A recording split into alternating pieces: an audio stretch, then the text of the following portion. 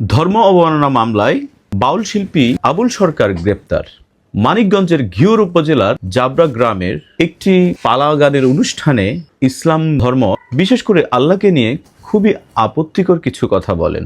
এরপর ওই ভিডিওটি সামাজিক যোগাযোগ মাধ্যমে ভাইরাল হলে সারা বাংলাদেশের মানুষ ফুঁসে ওঠে। তাকে গ্রেপ্তার দাবিতে আন্দোলন জোরদার হয়। তার বিরুদ্ধে ঘিওর বন্দর থানা জামে মসজিদের সম্মানিত ইমাম ধর্ম অবমাননার মামলা দায়ের করেন। সেই মামলা সূত্র ধরে পুলিশ আবুল সরকারকে মাদারীপুর থেকে গ্রেপ্তার করে। এই মুহূর্তে এটি বাংলাদেশের খুবই আলোচিত ঘটনা। ধর্মীয় অবমাননা প্রতিরোধ আইন বা ব্লাসফেমি আইন, এই বিষয়ে কিছু আলোচনা করা যাক। বাংলাদেশে বিদ্যমান দণ্ডবিধি আইনের 295 থেকে 298 ধারায় ধর্ম অবমাননা সংক্রান্ত অপরাধ এবং তার সাজা সম্পর্কে বলা আছে।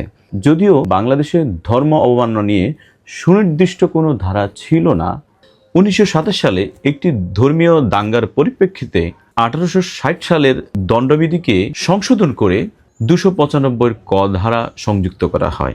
এই ধারায় বলা হয়, কোনো ব্যক্তি যদি অন্য কোনো ধর্ম বা অন্য কোনো ধর্মীয় বিশ্বাসের প্রতি লিখিত বা মৌখিক বা অন্য কোনোভাবে অবজ্ঞাসূচক বা অবমাননাকর কোনো কিছু প্রকাশ করে, সেই ক্ষেত্রে তিনি 2 বছর সশ্রম বা বিনাশ্রম কারাদণ্ডে দণ্ডিত হবেন।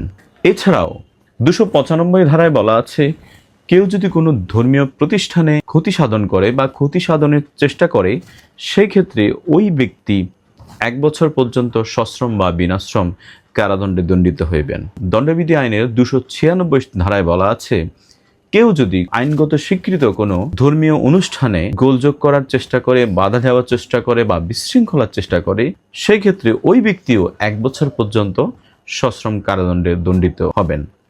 তবে মূলত 295 ক ধারাটি ধর্মীয় অবমাননা প্রতিরোধের জন্য প্রতিস্থাপন করা হয়েছে। এই ধারাটি কিন্তু জামিন অযোগ্য ধারা। অভিযুক্ত ব্যক্তি অপরাধ প্রমাণিত হলে 2 বছর পর্যন্ত সশ্রম বা বিনাশ্রম কারাদণ্ডে দণ্ডিত হবেন।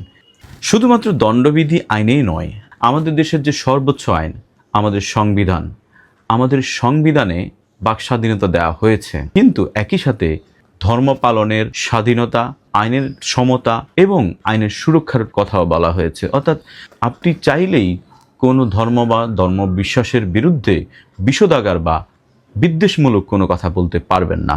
সুতরাং একে অন্যের ধর্মকে সম্মান করতে হবে। আমাদের বাংলাদেশ সম্প্রীতির বাংলাদেশ। আমরা একই সাথে অনেকগুলো ধর্মের মানুষ একই সাথে সম্প্রীতির বন্ধনে বসবাস করি। একে অন্যের প্রতি সম্মান প্রদর্শন এবং ধর্মীয় মূল্যবোধ রক্ষার ক্ষেত্রে সচেতন এবং সচেষ্ট থাকতে হবে।